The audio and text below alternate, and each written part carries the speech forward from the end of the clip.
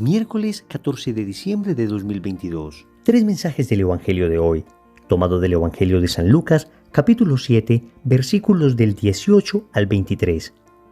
En aquel tiempo, Juan, llamando a 2 de sus discípulos, los envió al Señor diciendo: ¿Eres tú el que ha de venir o tenemos que esperar a otro? Los hombres se presentaron ante él y le dijeron: Juan el Bautista nos ha mandado a ti para decirte: ¿eres tú el que ha de venir o tenemos que esperar a otro? En aquella hora curó a muchos de enfermedades, achaques y malos espíritus, y a muchos ciegos les otorgó la vista. Y respondiendo les dijo: vayan y anuncien a Juan lo que han visto y oído. Los ciegos ven, los cojos andan, los leprosos quedan limpios y los sordos oyen. Los muertos resucitan, los pobres son evangelizados. Y bienaventurado el que no se escandalice de mí. Palabra del Señor. Gloria a ti, Señor Jesús. Amigos, seguimos avanzando en este bellísimo tiempo litúrgico del Adviento. Vamos a meditar 3 mensajes respecto a este Evangelio. Primero, ¿por qué esperas a otro?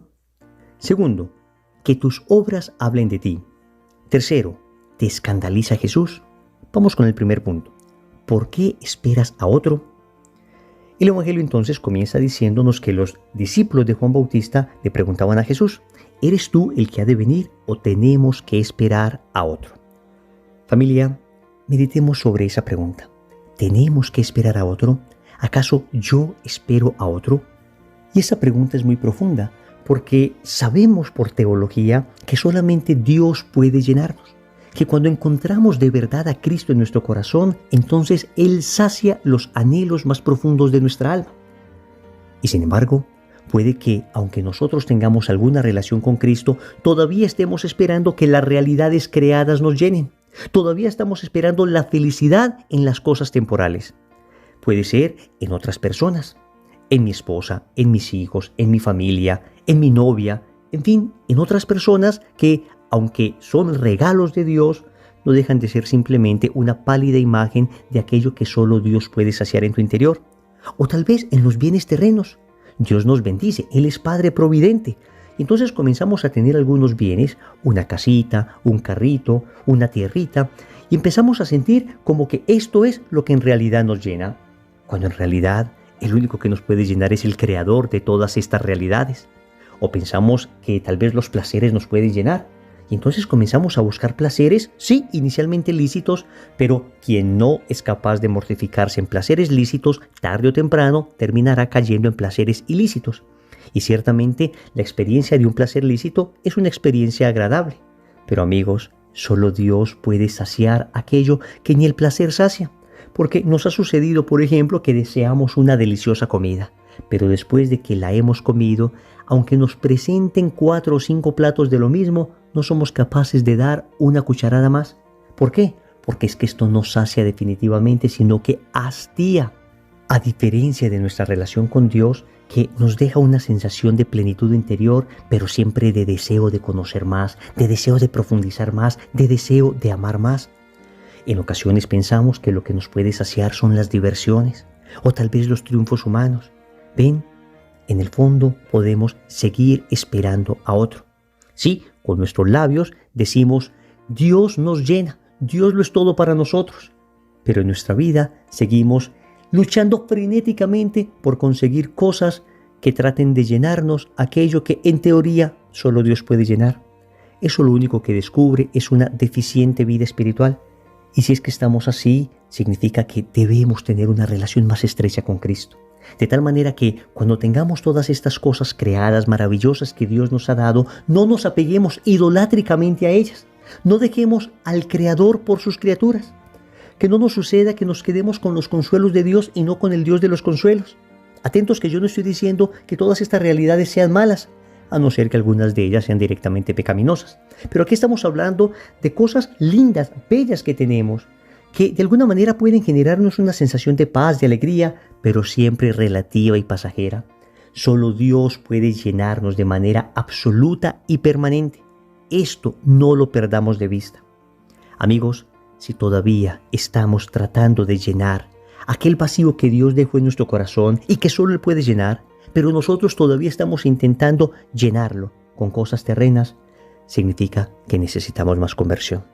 Es urgente suplicarle a Dios que entre más profundo en nuestra alma, porque solo Él y nadie más que Él puede llenar este vacío. No tienes a nadie más que esperar sino a Él. Segundo, que tus obras hablen de ti. Es curioso que cuando los discípulos de Juan Bautista van a preguntarle a Jesús si Él era o debían esperar a otro, el Evangelio nos dice inmediatamente que en aquella hora curó a muchos de enfermedades, achaques y malos espíritus, y a muchos ciegos les otorgó la vista. Amigos, Jesús no se extendió en un largo discurso demostrando teológicamente que Él era el Mesías, explicando con citas del Antiguo Testamento que Él era el Mesías, como en otra ocasión lo hizo, por ejemplo, con los discípulos de Emaús. Pero en este caso el Señor nos quiere dar una enseñanza concreta, y es que nuestras obras deben ser más elocuentes que nuestras palabras, especialmente en una sociedad como la nuestra que está cansada de discursos, está cansada de escuchar teorías, está cansada de escuchar oradores que son capaces de endulzar el oído, pero que no dejan profundidad en el corazón. Sí, amigos, si usted se mete a internet en este momento, encuentra 1000 teorías de lo que sea. Hay algunos incluso que todavía hoy se atreven a asegurar que la Tierra es plana. Y hay un grupo enorme de personas que siguen estas teorías y hasta una famosa estrella de la NBA creyó esto, para que se hagan una idea de cuánta confusión tenemos. Pero en cambio el Señor nos está mostrando que el camino primero es el testimonio.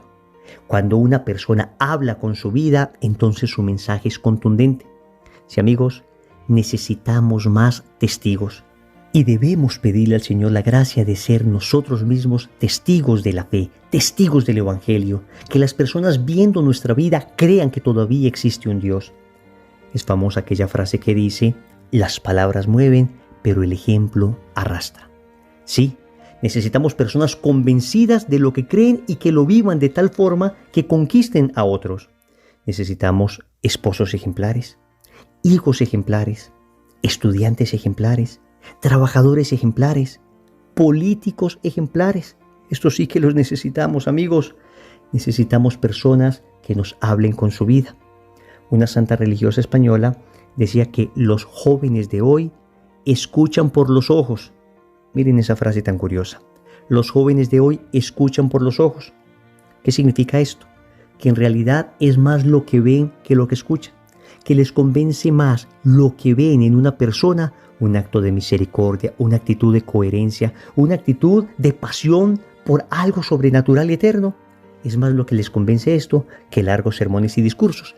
Y con esto no estoy diciendo, repito, que esté prohibido hacer discursos, predicar, dar argumentos, porque, repito, en otra ocasión con los discípulos de Emaús nos cuenta el Evangelio de Lucas que el Señor toda la tarde les explicó las profecías que tenían que ver con el Mesías en todo el Antiguo Testamento. De manera que ambas cosas son necesarias. Junto al testimonio de vida se debe unir la palabra de vida. Pero en este caso el Evangelio nos exhorta a que nos enfoquemos en la necesidad que tenemos de dar testimonio. Porque si no podemos ser como unas carretas vacías. Hay una historia bastante simpática de un señor campesino que llevó a su hijo por el campo, por una de estas veredas que ni siquiera están pavimentadas, y estaban caminando por allí justo en una curva cuando este papá campesino detuvo a su hijo y le dijo, escucha. Y entonces empezó a sonar un ruido y el papá le preguntó al hijo, ¿qué crees que hay detrás de la curva? Porque una montaña no dejaba ver lo que había al otro lado. Entonces el hijo dijo, no sé, papá. El papá le respondió, es una carreta y viene vacía. Y efectivamente pasó la carreta vacía. Cuando pasó, el hijo le preguntó, papá, ¿y cómo sabías que esa carreta estaba vacía? A lo que el papá le respondió, hijo, porque solo una carreta vacía hace tanto ruido. Óyeme bien, solo una carreta vacía hace tanto ruido. Naturalmente, esto sucedía por un fenómeno físico. Si la carreta tenía mayor peso, entonces estaba más adherida a la tierra y no brincaba tanto, por consiguiente no hacía ruido. El papá sabía que si la carreta hacía mucho ruido, era porque no tenía nada de peso, estaba vacía. Pero aquí está una enseñanza de fondo. Es que en muchas ocasiones las personas más vacías son las que hacen más ruido. Aquellos que están todo el tiempo hablando de lo que hacen, de lo buenos que son, aquellos que todo el tiempo están mostrando supuestamente lo que hay en su interior, alardeando de lo que han hecho y de lo que no han hecho, en el fondo son como carretas vacías. Tratan de mostrar por fuera lo que les falta por dentro. El Señor hoy nos exhorta para que nuestras obras sean las que hablen por nosotros. Tercero, ¿te escandaliza Jesús? El Evangelio termina con una frase lapidaria. Jesús dice, y bienaventurado el que no se escandalice de mí. Querida familia, hoy más que nunca esta frase de Jesús tiene sentido. La pregunta que nos hacemos es, ¿nos escandaliza el Evangelio? ¿Será que lo que aparece en el Evangelio es tan contrario a lo que vivimos en el mundo que al escucharlo de verdad tal como es, sin suavizarlo, sino expresado con toda su radicalidad, termina escandalizándonos? El Evangelio nos habla, por ejemplo, del perdón, de perdonar 70 veces 7, de perdonar siempre. El mundo nos habla de la venganza. Nos escandaliza el Evangelio que nos habla del perdón. El Evangelio nos habla, por ejemplo, de la pureza. Y nos dice incluso que si un hombre mira a una mujer y la desea en su corazón y consiente ese deseo, ya adulteró con ella. Esto puede generar escándalo. El Evangelio nos habla de la necesidad de dar, de ser caritativos, y que una viuda dio hasta de lo que le faltaba. En un mundo que habla en cambio de la avaricia, del egoísmo, de que todo tiene que ser para ti. El Evangelio nos habla de la necesidad de ser mansos y humildes de corazón, mientras el mundo nos invita a ser iracundos. Nos dice que no podemos parecer tontos. Nos dice que si parecemos tontos, las otras personas se van a aprovechar de nosotros. Que más bien si nosotros tenemos oportunidad, aprovechémonos de los otros. Claro que en esta lógica del mundo, el Evangelio nos escandaliza. Entonces, si a mí hoy el Evangelio me está escandalizando, amigos, la razón es muy simple. He sido presa del espíritu del mundo y necesito cuanto antes renunciar a él. Oremos. Amado Jesús, vengo de nuevo ante tu presencia para declarar que solamente tú llenas los anhelos más íntimos de mi corazón, que desde el día en que te conocí sentí la plenitud en mi alma y que ninguna otra realidad creada puede llenarme y saciarme como solo tú lo puedes hacer.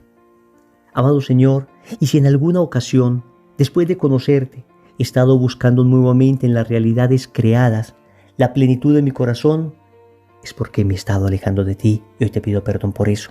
Y hoy vuelvo a enrutarme hacia ti. Y hoy vuelvo, Señor, humildemente arrepentido, a suplicarte que me concedas una conversión cada vez más radical. Y te suplico que producto de esta conversión me convierta en un testimonio para los demás, al punto que mi vida sea de tal forma coherente que entonces esa coherencia hable de lo que creo, hable de aquel a quien amo, hable de ti, Señor. Enséñame a que mis obras hablen por mí. Finalmente, Señor, con vergüenza te digo que en ocasiones el Evangelio me escandalizaba, porque estaba lleno de ideas mundanas, hasta que llegaste tú, Señor, y lavaste mi corazón, lo sanaste profundamente y entendí que todo lo que revelabas en el Evangelio era la verdad que anhelaba desde lo profundo de mi ser y que solo cuando la encontré pude experimentar esa saciedad que siempre estaba buscando. Señor, dame lo que me pides y pídeme lo que quieras. Amén. Recordemos entonces, primero, ¿por qué esperas a otro? Segundo, que tus obras hablen por ti. Tercero, ¿te escandaliza Jesús? Compromiso. Yo les invito para que hoy en nuestras redes sociales escribamos esta frase: no hay Navidad sin Jesús. En el nombre del Padre, y del Hijo, y del Espíritu Santo. Amén. ¿Quién como Dios? Nadie como Dios. Te quiero invitar para que oremos juntos la novena de Navidad. A partir del 16 de diciembre a las 3 de la mañana hora Colombia, después de la coronilla de la misericordia, vamos a hacer durante todos estos días la novena, pidiendo especialmente que Jesús nazca en nuestro corazón y en el corazón de cada miembro de nuestra familia. Esto nos preparará para vivir una Navidad extraordinaria, una Navidad espiritual, una Navidad como debe ser. Te espero. Que la gracia de Dios sea contigo. Bendiciones.